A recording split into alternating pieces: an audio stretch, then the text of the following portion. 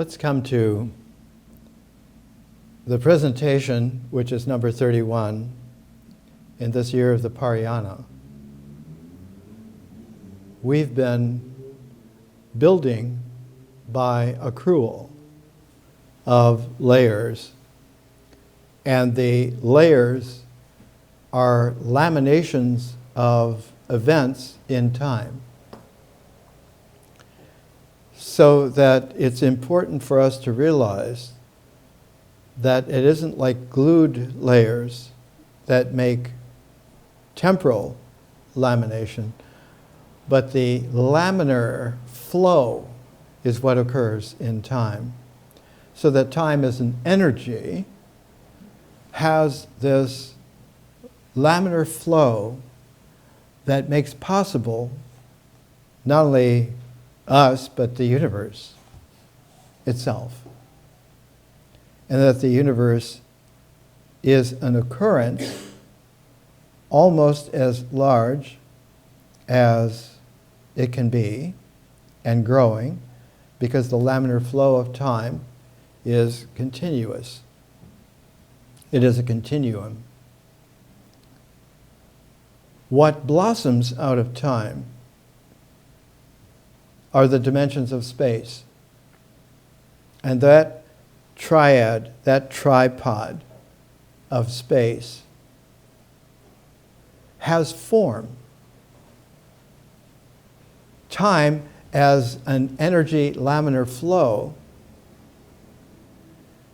does not need to have existence, but it has occurrence. It occurs. So that energy occurs primordially, spontaneously, out of the zero field vacuum, out of the shunyata. And this time laminar flow continuum, blossoming, has a classic way of being symbolized.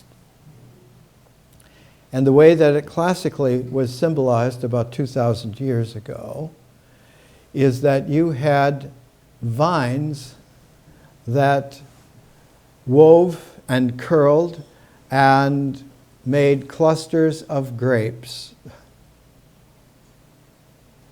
so that the harvesting of those grapes from the true vine that comes blossomed from the laminar flow of time out of the zero field vacuum blessedness of the mystery can be harvested, and one can make wine if you know how to ferment it and take it through that transformation. That is the blood of understanding primordiality into a universe fermented and become a source of vision.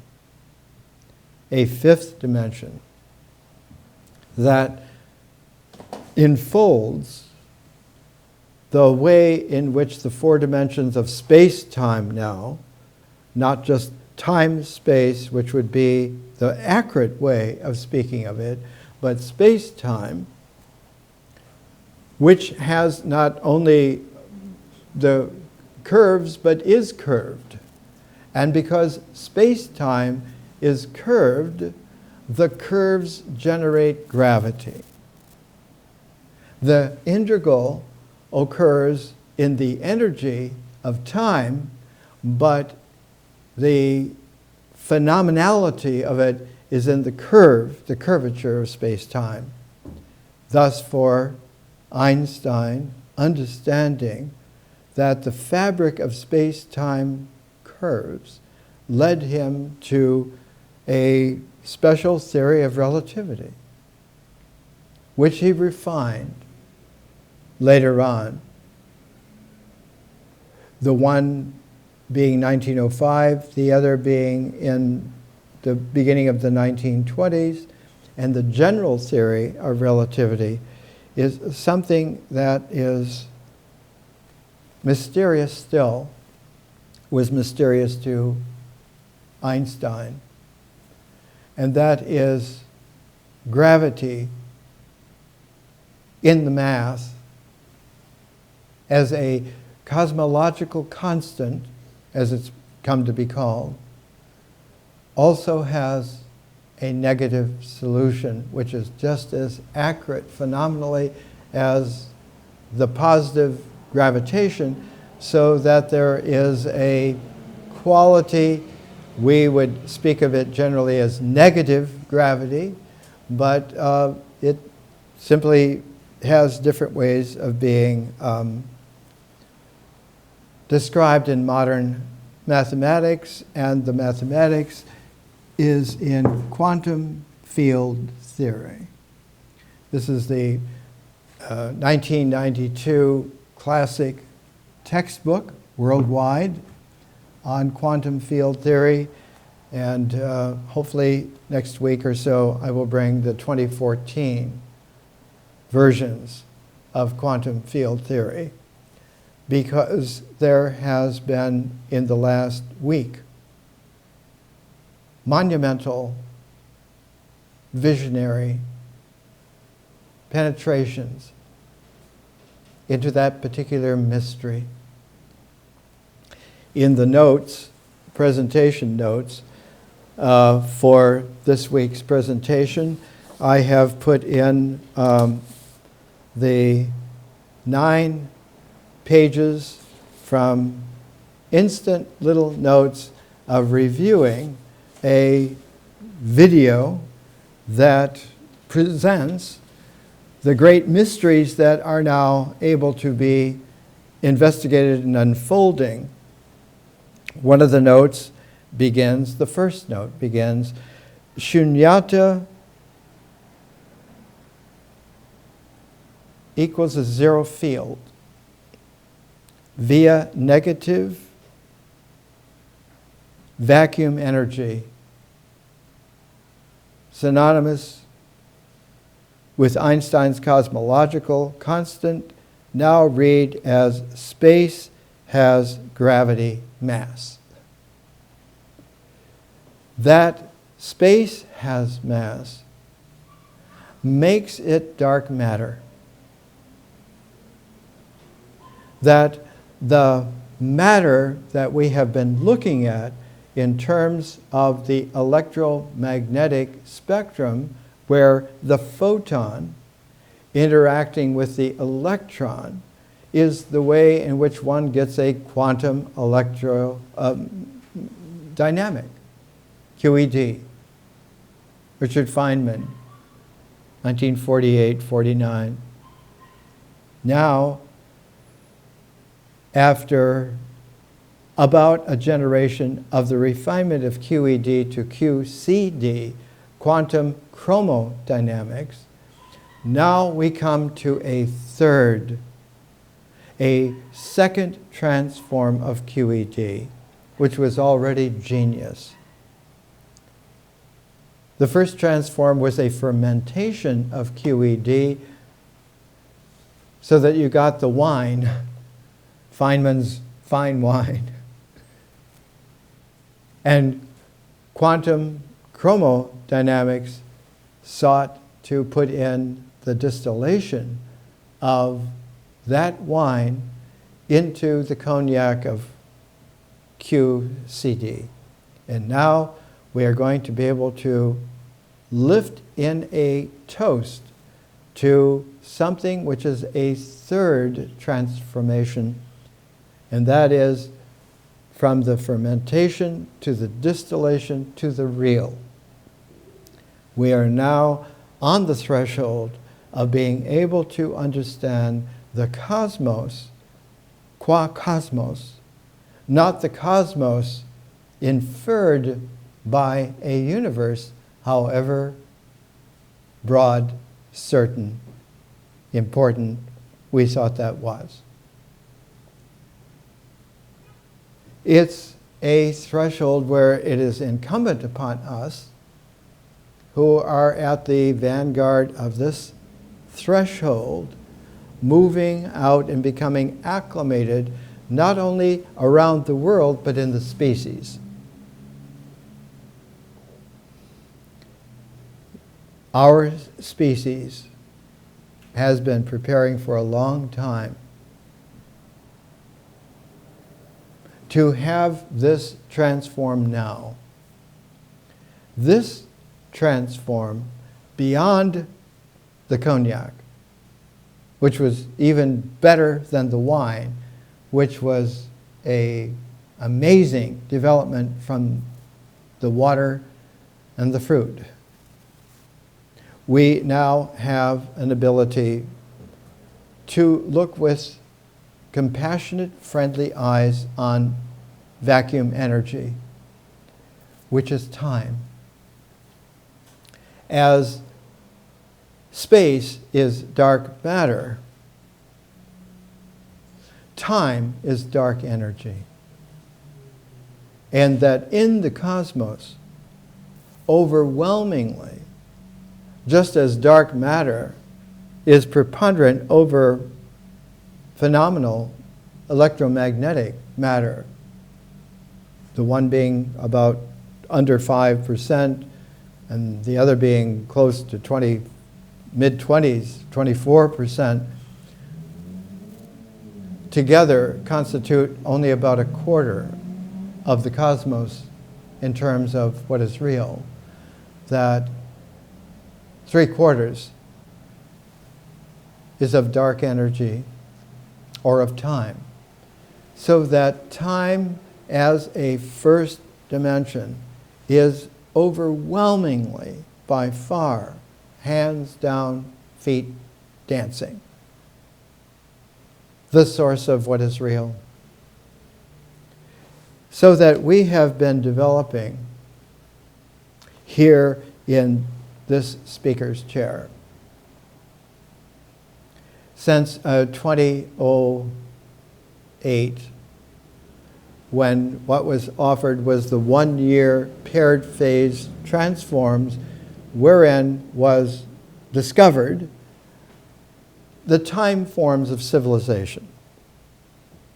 And since then, over the last 5, almost 6 years, the refinement, it is possible now to see that, in fact, the science, not just the physics or the math, but science as the program of the learning civilization has put it, is the 8th phase, 4 of nature, 4 of consciousness, that coming together make a complementarity 9th. And in the ancient Hermetica, wisely tutored by those alive who still passed on the living words of what they heard, it is important. Those in 9 dimensions hear those in 10 dimensions singing.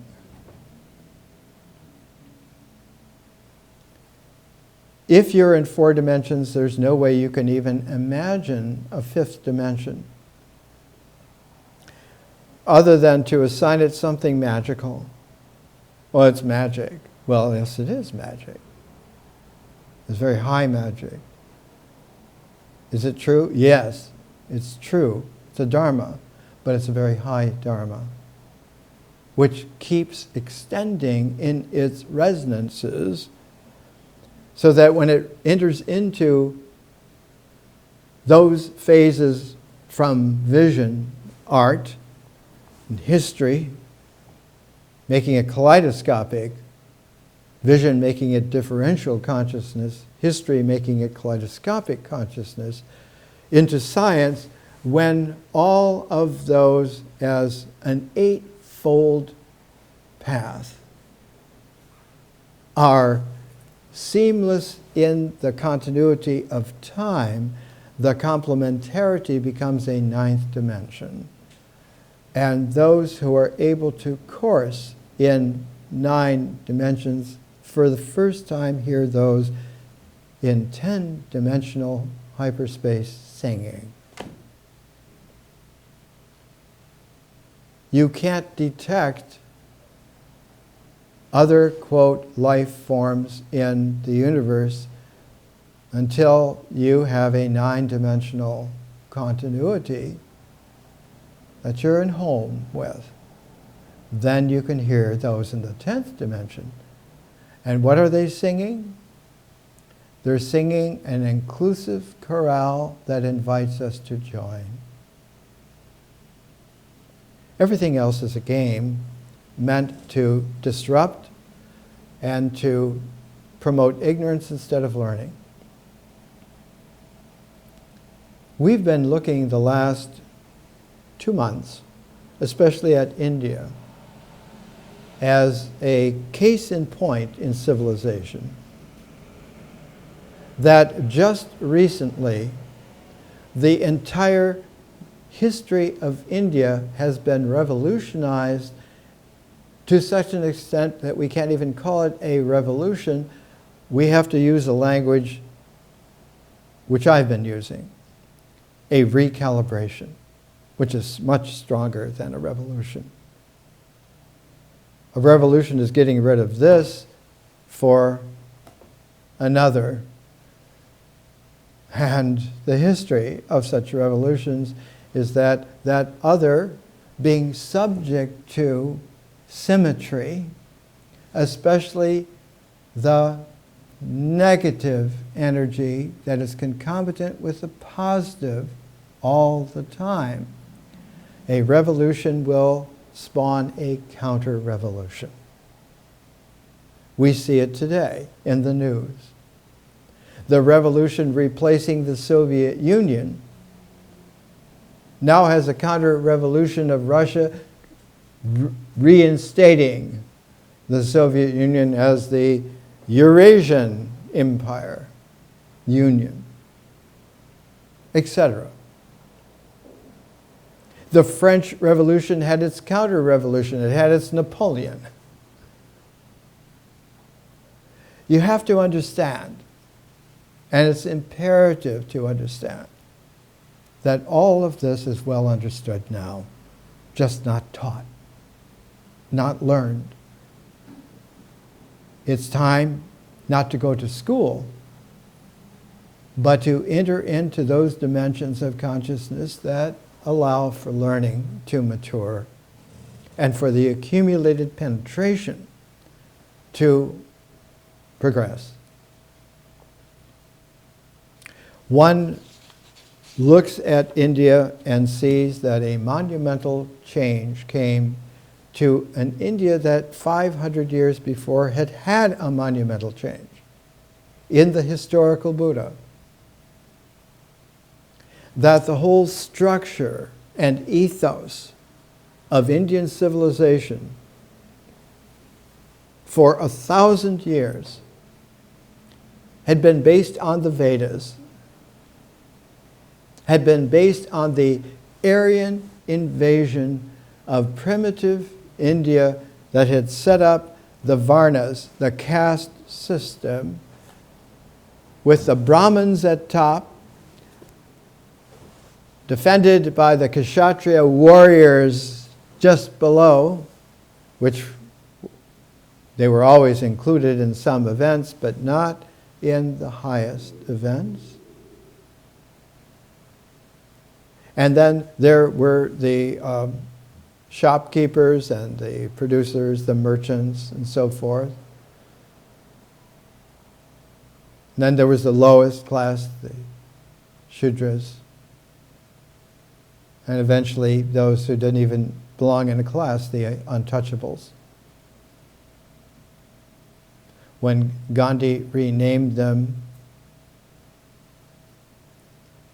in the 1920s with his satyagraha, he said, we must not call them untouchables anymore.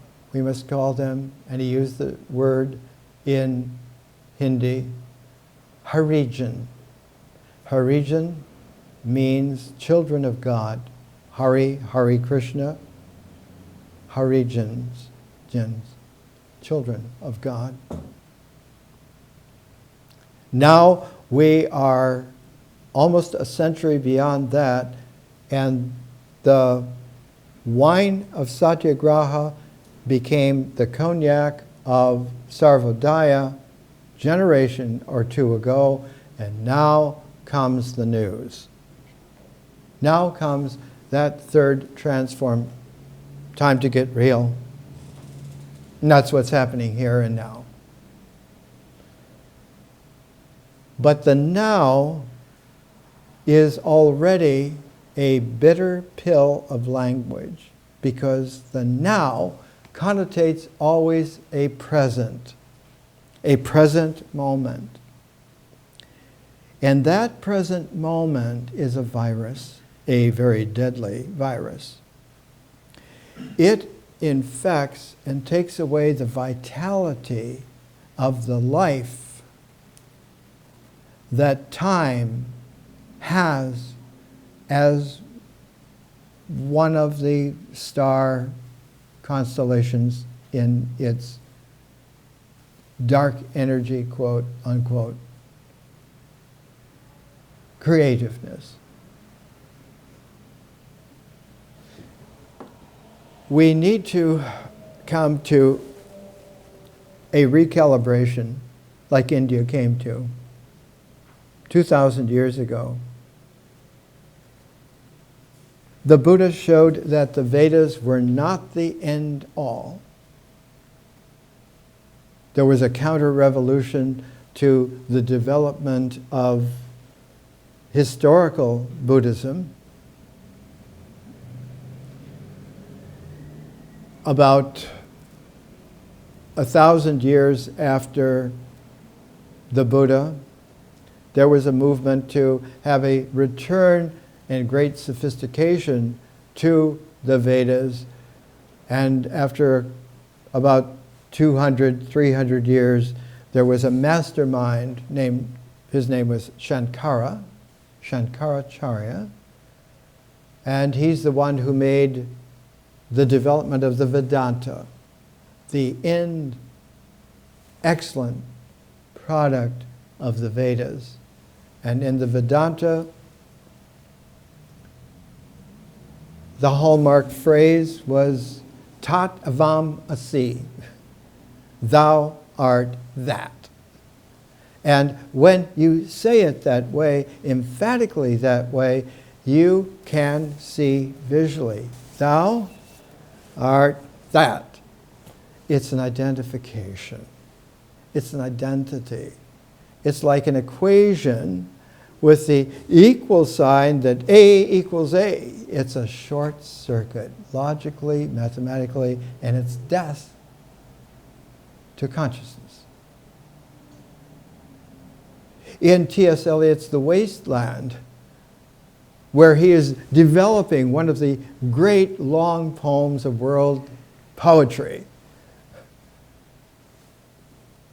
you hear that the thunder said, that last section of The Wasteland, Tat Avam Asi.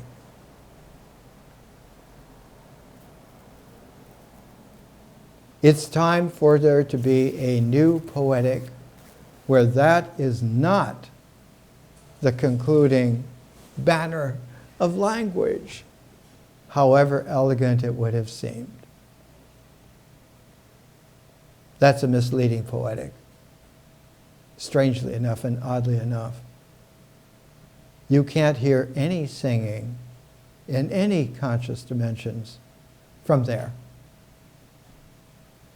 In between the rise of the counter-revolution of the Vedanta with the appearance of the Buddha, in the middle was the occurrence of the Mahayana, which came as a breath of freshness brought to India under invitation by the man known to history as St. Thomas,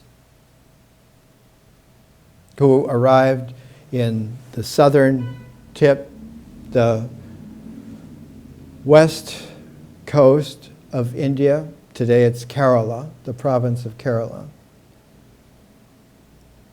And he arrived there in 41 AD. As we have said before, he waited until everything that could be done in the Jerusalem area was done, 5 years after the crucifixion, resurrection.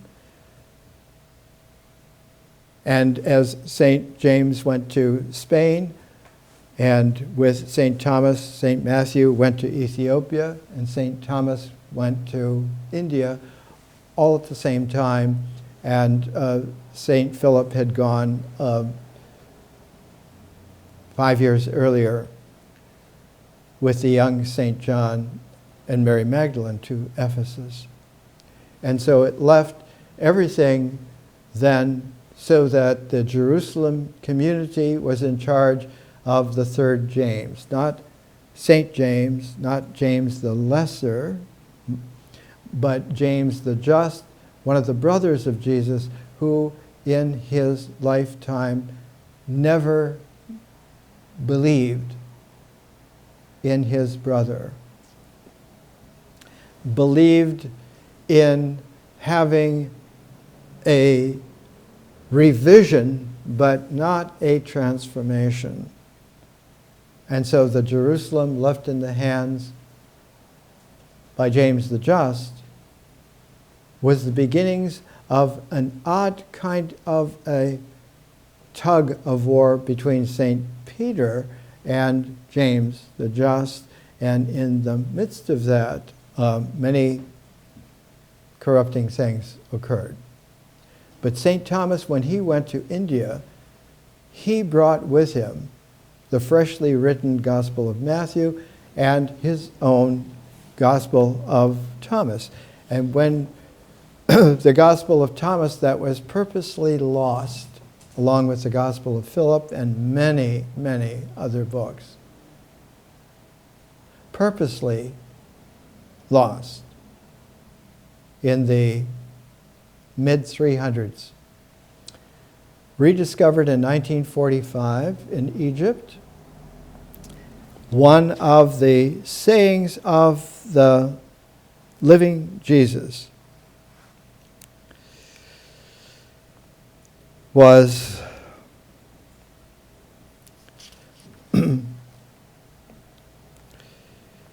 that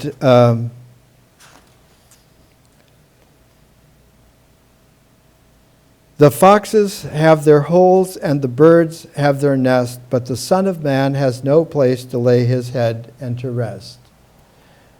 And the early commentaries to this moment have all been that this is a plea, a plaintive plea to set up places of rest. It's not that at all. That's hearing it in terms of the game, in terms of the political economy business of making control of a phenomenality safe for your kind. It has nothing to do with that at all. These are the words of the living Jesus, unimpaired, which is why these were purposely lost.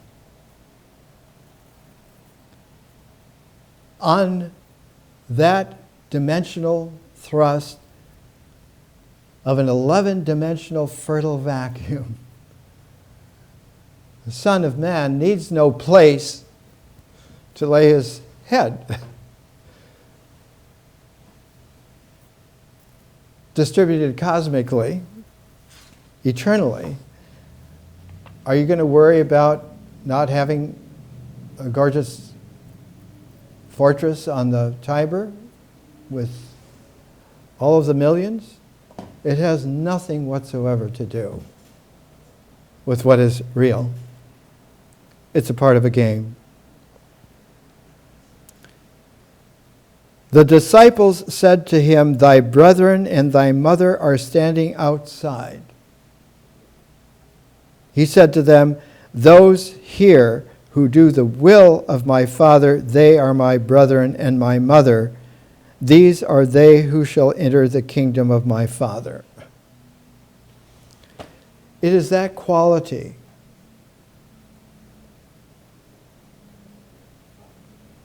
the misapprehension, even while he was alive, that somehow his family structure, his physical mother, his physical brothers, which later even that was edited out, and his physical sisters, had something to do with him. And very few people were noticing they left out his father.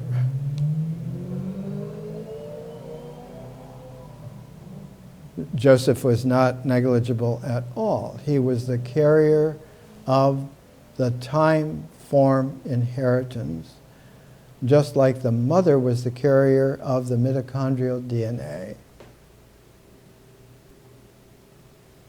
It's important to understand that the recalibration is going to be dismissed and then finally criticized and then attempts at being lost, because this is completely different on a dimensional basis. When Thomas ends his sayings of the living Jesus, the last 10 of the sayings, the logoi, logos being the word, logoi, what was said, what we heard. The last 10 are a sequence leading up to the confirmation of shared presence. Not the present, not the now. Those are bear traps that turn even mountain trails, even esoteric paths, into journeys into death and dismemberment, and one has to be very circumspect. The Chinese phrase was "Dieter Schur," which means snake of the place.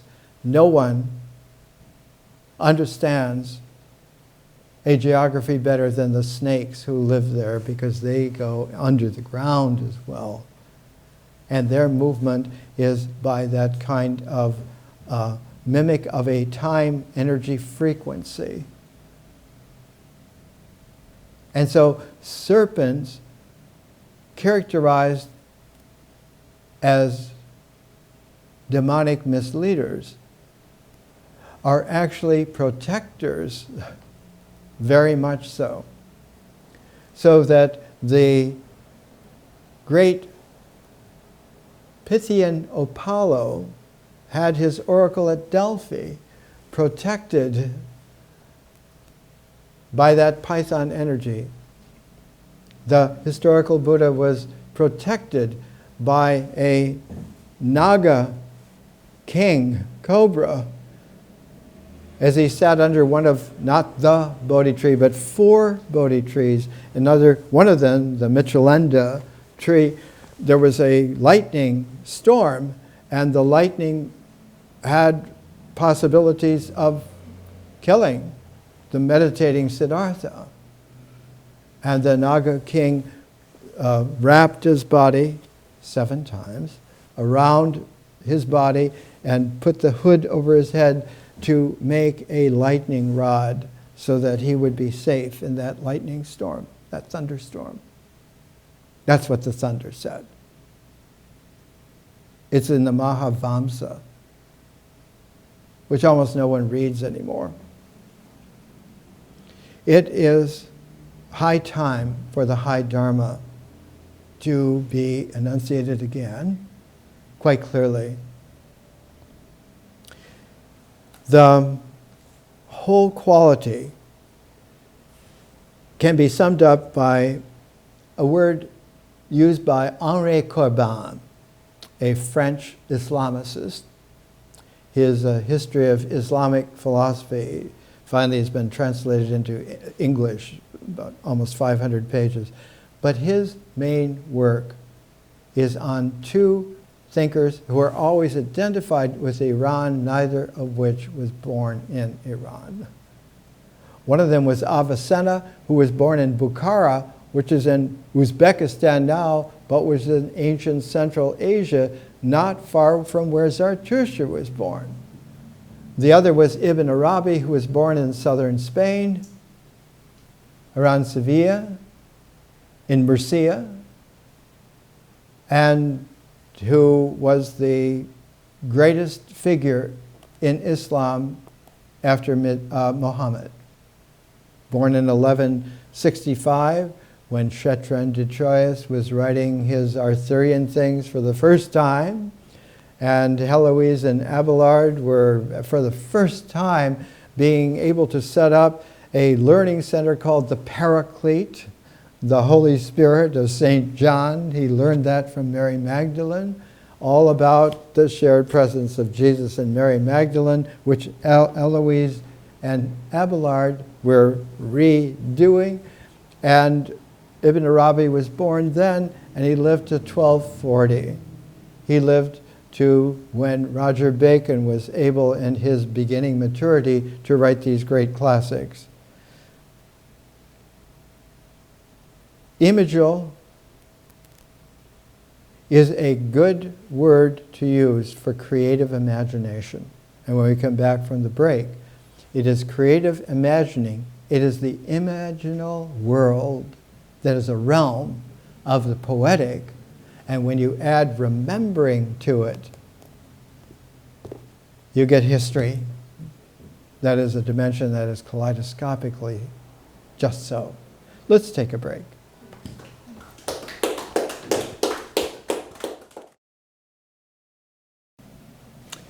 Let's come back, and let's come back to not just the via negativa, the new quantum field theory refers to it as not negative gravity, but repulsive gravity.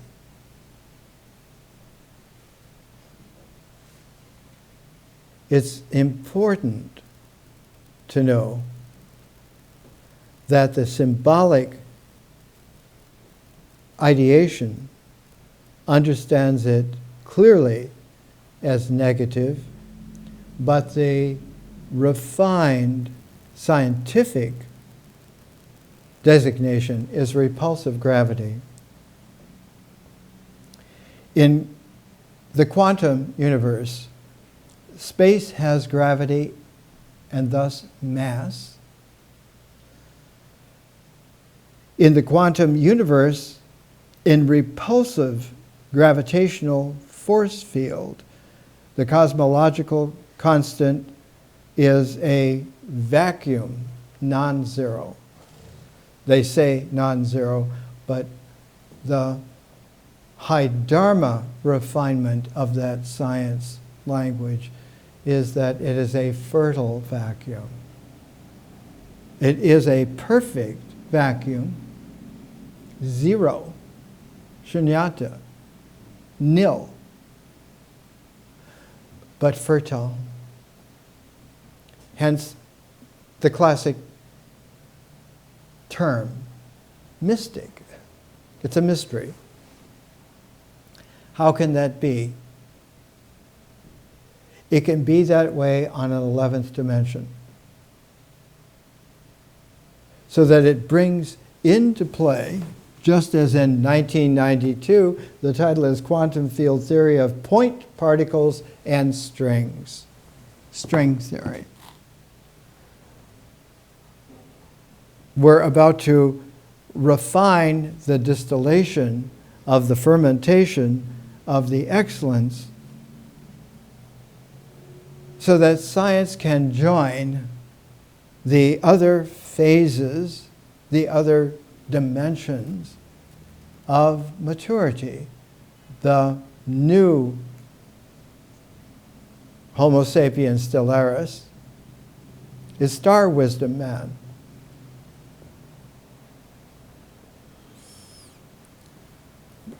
This was published recently in Cairo, the American School for Studies, In Search of Cosmic Order, selected essays on Egyptian astroarchaeology, and one of the chapters in here, chapter 7, is Unveiling Seshet, New Insights into the Stretching of the Cord Ceremony. And if you go to the web, into Wikipedia, there's Seshet, and previous presentation notes make clear many things about Seshet, including the hieroglyph above her head, that is to say, her nimbus, not a circular halo, but is in fact a seven-pointed star with an architectural dome that has its canopy capped. And this, of course, is the architecture that one sees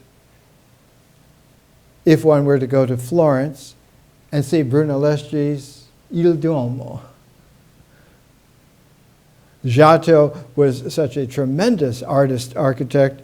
He built the bell tower, and he built the base of the cathedral, but no one was technically capable of doming it until Brunelleschi and his good friend Donatello, as young men. Donatello is a sculptor, Brunelleschi is an architect, went to Rome, the Rome of the 1400s, and set about doing what Renaissance men were really doing, and that is they were measuring everything. In order to get the data field fertile, they kept infusing it with dialogue, conversations that they were having continuously over the days, weeks, and months that they were there doing this. And Brunelleschi, in the Pantheon, looking up at the immense dome of the Pantheon, realized that the solution was Renaissance hermetically clear, spontaneous. You don't just have a dome, you have a pair of domes that interrelate and have a spiraling kind of in-between that is structural, so that you have a double dome with a spiral staircase that goes all the way up to the lantern at the center, at the top of the dome, which is very huge, 30-some feet, so that you can walk up in the Brunelleschi's dome and walk up into the great lantern and stand there and survey the entire valley out into the hills where Ficino's yellow villa Careggi was exceptionally outstanding, where the Hermetic School of Platonic Academy was held.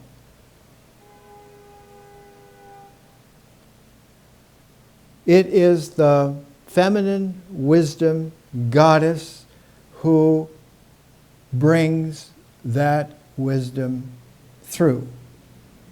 And in ancient Egypt, even by the first dynasty 5,000 years ago. She was the most important goddess of orientation. The stretching of the cord was the way in which the axis of sacred buildings was determined. If you don't have the right axis, the right orientation of your structure, it's not going to be sacred. No matter how you try to consecrate it, it's not going to be able to receive it. It takes the feminine wisdom, high dharma, to show the architecture of a reception that works. Then you have fertility. Mother Nature is fertile. She is uber receptive genius. But it takes a penetration through to her receptivity for there to be a birthing. Otherwise, no dice. No game. Nada. Here are the 10 steps that Seshet gives in the wisdom recognition written down for the kings, the pharaohs, to understand, and not just the king, but especially the architect of the king. The architects need to be able to understand and to receive. And of course, the architect in ancient Egypt was Imhotep. He was a black African Egyptian genius. The third king of the old kingdom of that fourth dynasty, Zoser, had Imhotep as his doctor and as his architect. And it's Imhotep who developed the pyramid through a couple of steps.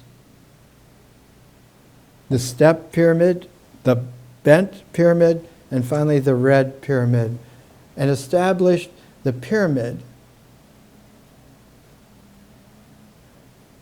about 2,200 years before Brunelleschi built his dome. It's not made as a tomb. It's not made as a burial place. Pyramids are to collect the energies in a receptive architectural space so that energy achieves an architectonic forming. And it is that forming that is the womb of the sacred that allows for a new life to emerge spontaneously. When received, the birth happens spontaneously. Here are the steps. The king departs from his palace. You have to leave it behind and get to where you're building.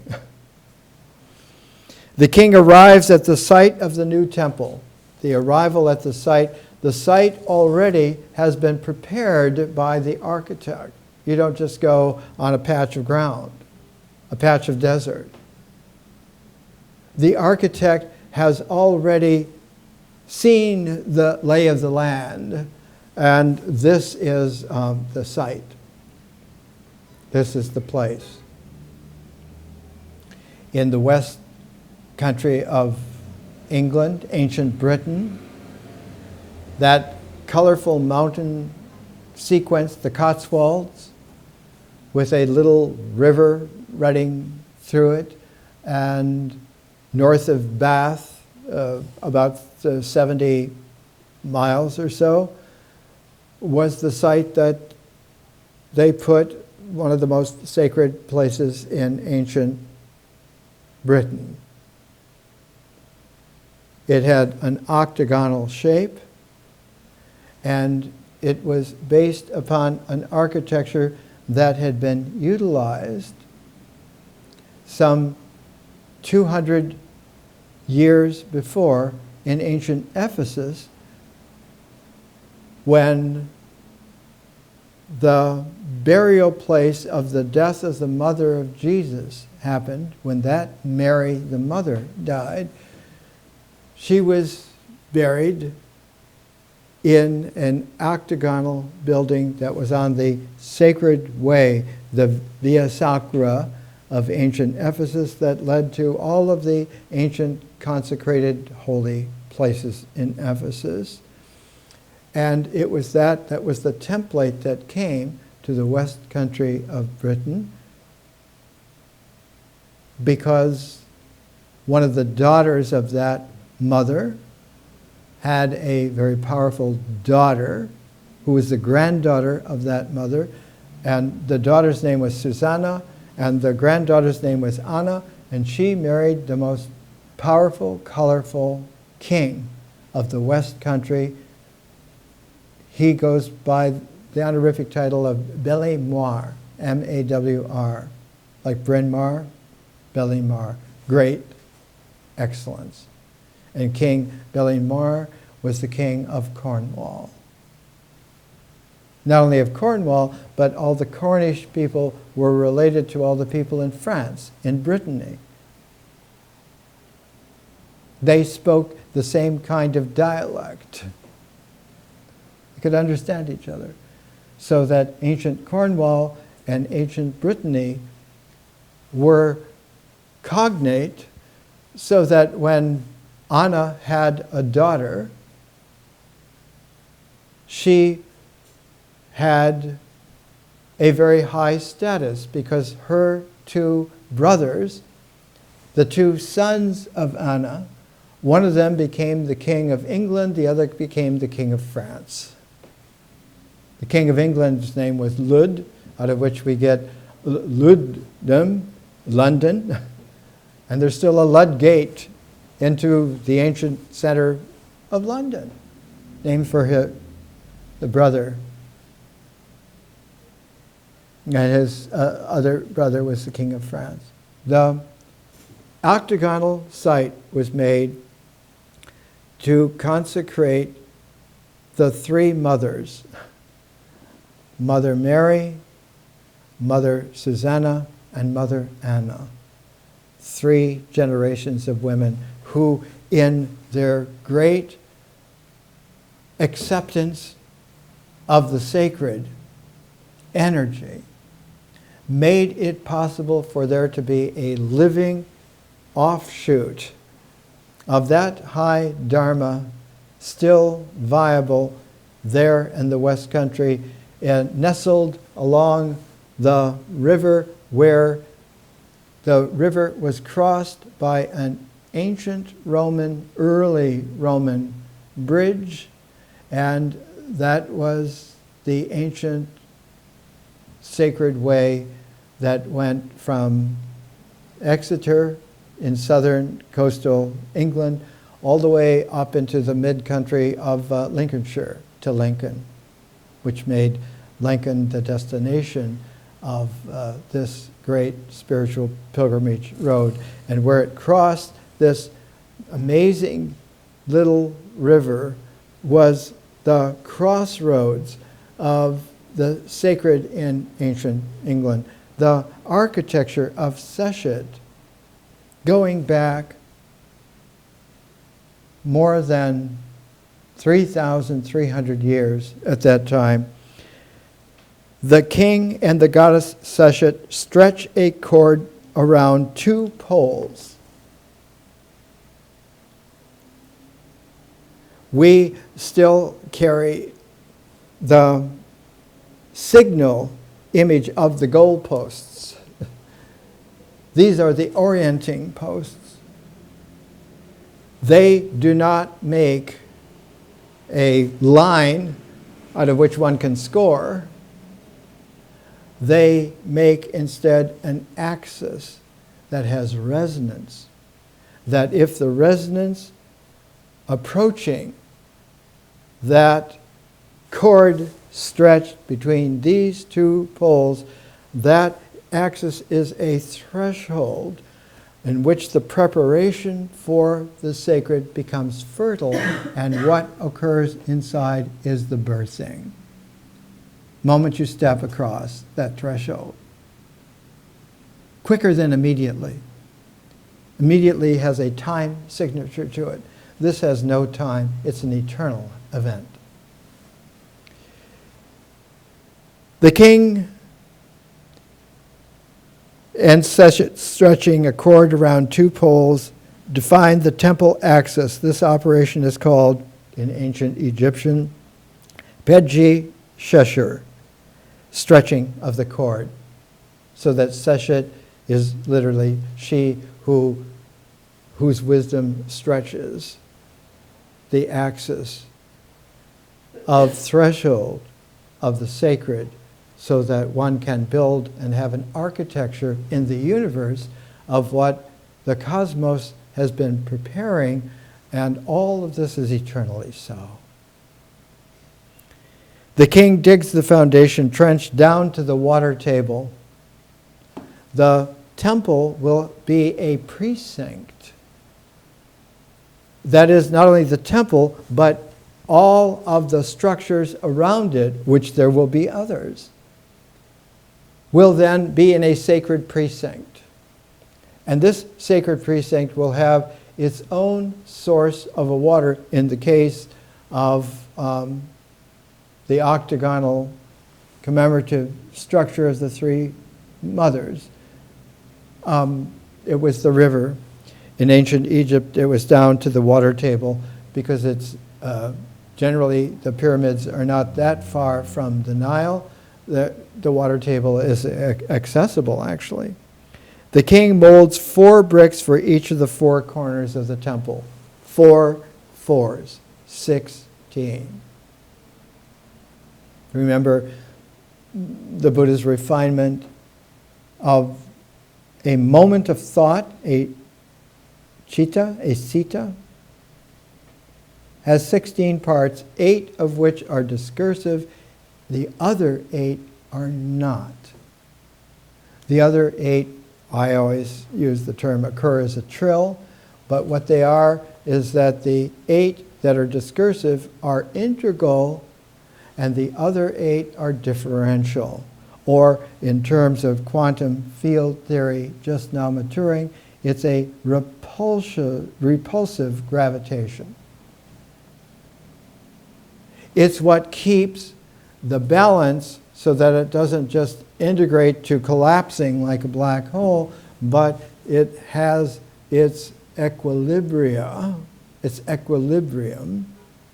And by adding the slightest, tiniest, most minute that you could possibly imagine, and then smaller than that, and fractioning that, what will occur is a harmonic wave. And that harmonic wave is a high Dharma wave of eternity. Accessible to any and all who have crossed that threshold, no matter where it is, or what star system or galaxy. The king pours sand in the foundation trench, and thus providing a compact surface for the construction. The king places a number of stone or metal plaques at the 4 corners of the temple. The corners are the angles.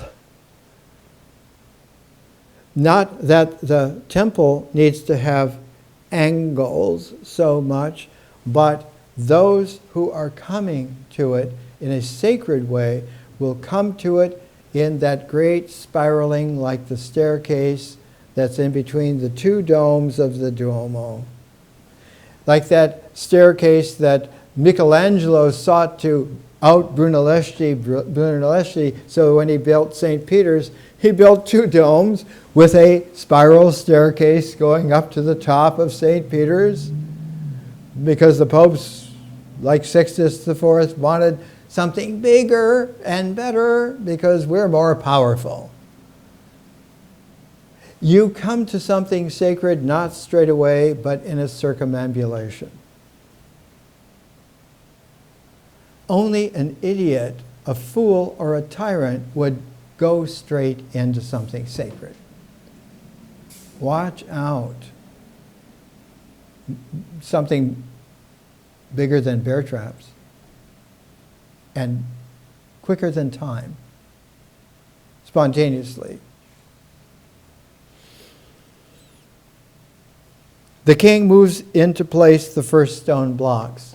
He puts the first 2 stone blocks and seals them together. And alchemically, in the language, it's called annealing.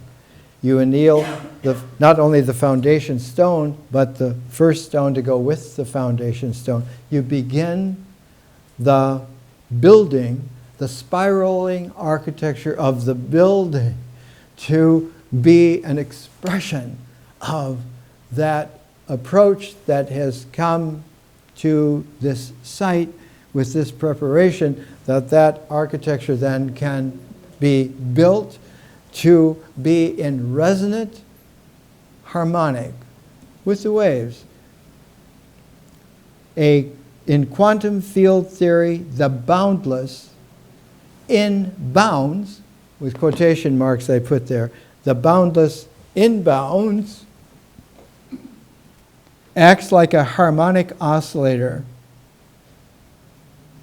Their phrase, infinitely diverges. Differential. As Bugs Bunny once said, that's all, folks. That's how it happens, is happening. The king purifies the completed temple. He has a model of the completed temple. And he purifies around the edges of this model of the temple with natron, salt from a special place in the western desert called in Arabic Wadi al-Natron, where anciently there were 4 monasteries, like the 4 corners. Why? Because it isn't just that the sacred precinct has 4 corners, but that those coming to it in the right way will make their circumambulations, and their circumambulations will have angular momentum. You get the rotational power, not just because you go around clockwise, but because you balance going clockwise and then pivoting and going counterclockwise, so you get a double chiral angular momentum, and it gives the verve to hold a structure with an eternal understanding of architecture. 10, the king presents the temple to the god. Once more, the temple is represented as a miniature. Offers it up. It's not mine. It's made for thee. It's important to understand when we come to continuing just for a few minutes what we've been developing in India, that the ancient Vedic Aryan conquest never was a conquest. And they weren't Aryans in the sense of that race. The ancient Avestan language, Arya meant noble. It meant those who had understood the high Dharma. Of the 6 spirit helpers and the 7th and 8th axial spirit helpers, Ahura as a masculine lord, Mazda as a feminine radiance overtone. That axis with the 6, not just 4, but something that's really royal, has that hexagon, has that hexagram.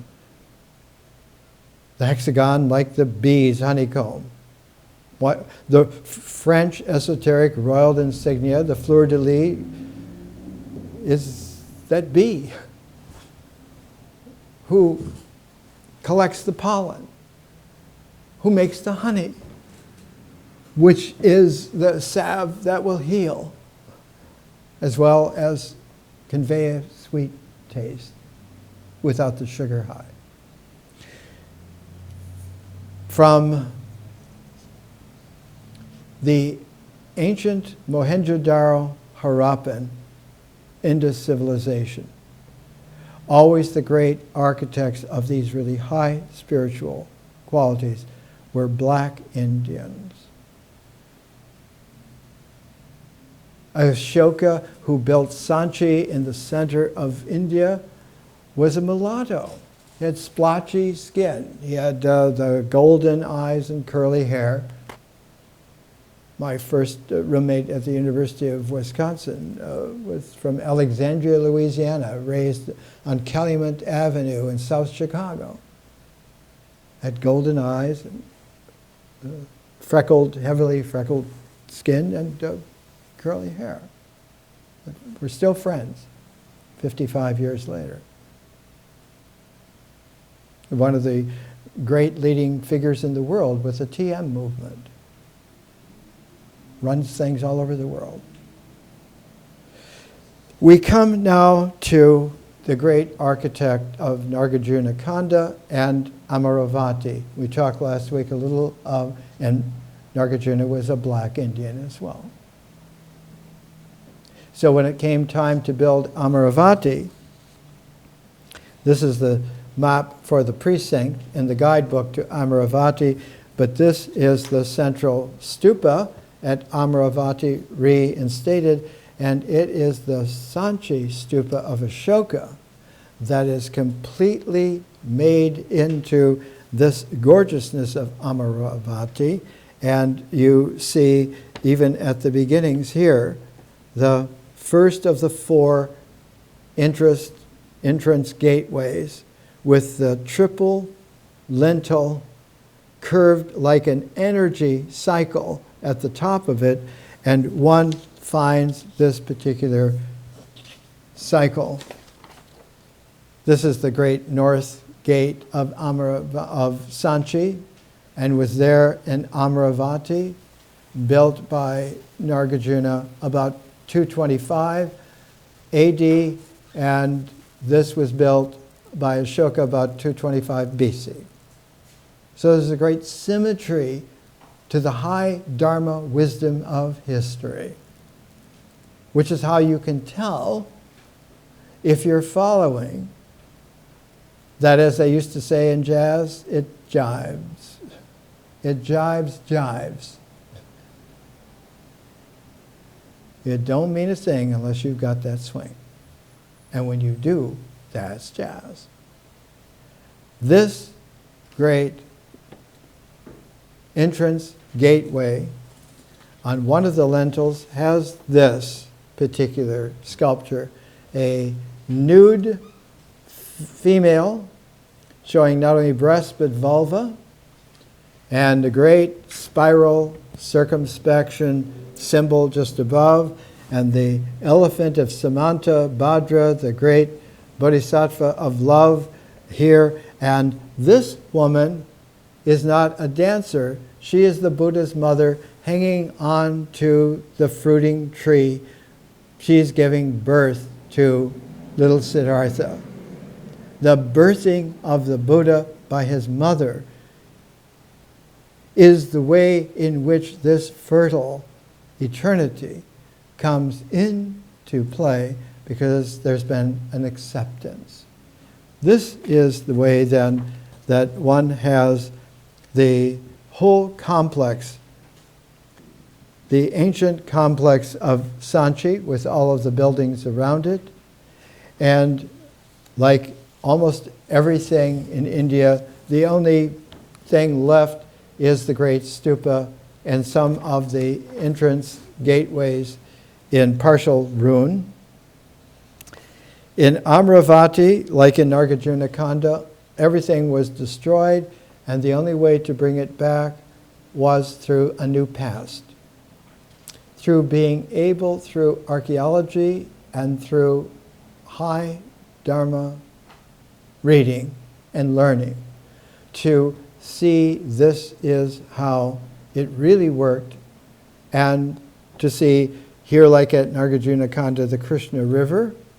Only here at Amravati there was no dam put, like Nagarjuna Sagar, flooding the area. And one can go, and the great stupa is here in this circle to the left. Those who get the notes, presentation notes, will have copies of these. That's why they're done, just for those who receive them. If you want to receive them, put your order in. The whole distance between the stupa and later the temple that was built is about a mile, so that you come to off the Krishna River to a temple precinct to tune your sacredness, and then you make that mile-long walk to the stupa, so that by that time that pilgrimage has prepared you to enter that stupa, which is empty except for a single relic that sends out the reverberations in that bell-like dome of the stupa, which you feel not just in your rib cage, but you have it in the feelings of the imageal qualities of your dimensions. And once occurred, that moment becomes a bodhicitta. Not the thought of enlightenment, but the moment spontaneously that you have entered the realm of the ineffable. More next week.